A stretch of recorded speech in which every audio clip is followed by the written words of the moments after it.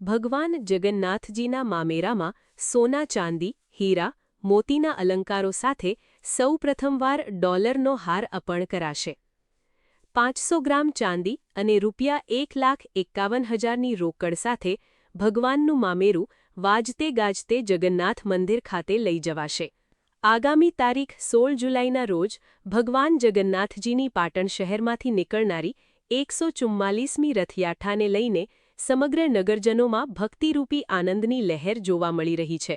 ભગવાન જગન્નાથજીની 144મી રથયાત્રાને યાદગાર બનાવવા જગન્નાથ મંદિર ટ્રસ્ટ તેમજ જગન્નાથ રથયાત્રા સમિતિ દ્વારા સુંદર આયોજન કરવામાં આવ્યું છે।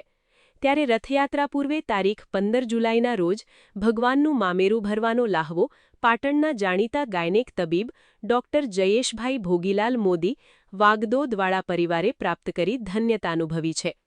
ભગવાન જગન્નાથજી ભાઈ બલભદ્ર અને બહેન સુભદ્રાજીના મામેરાનો લાભ લેનાર ડોક્ટર જયેશભાઈ મોદીએ જણાવ્યું હતું કે ચાલુ સાલે ભગવાનના મામેરામાં સોના ચાંદી હીરા મોતીના આભૂષણોની સાથે સાથે ડોલરમાંથી તૈયાર કરાયેલ હાર ભગવાનના મખમલમાંથી તૈયાર કરાયેલા વાધા વિદેશી ચોકલેટો સૂકો મેવો સહિત ભગવાનને શોભે તેવા વિવિધ પ્રકારના અલંકારો અને 500 ગ્રામ ચાંદીની સાથે ₹1,51,000 રોકડ અર્પણ કરવામાં આવનાર છે।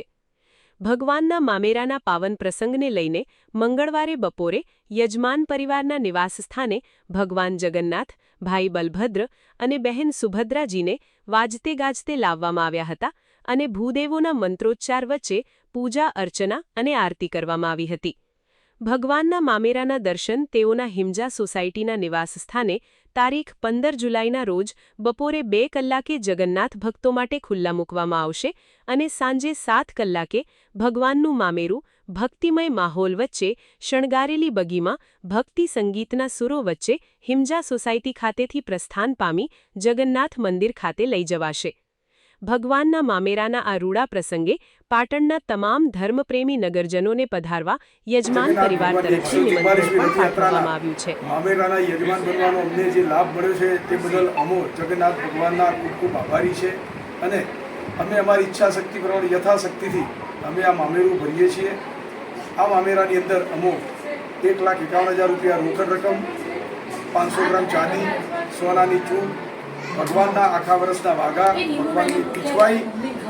ભગવાનની પીછવાઈ તથા ભગવાનને આભૂષણ અને અન્ય પૂજાની સામગ્રી સાથે સાથે ભગવાન માટેનો કાંસાની થાળીનો થાળ અને અન્ય સામગ્રી અહીંયા રાખી અને મામેરું લઈ અને આવતીકાલે જવાના છીએ।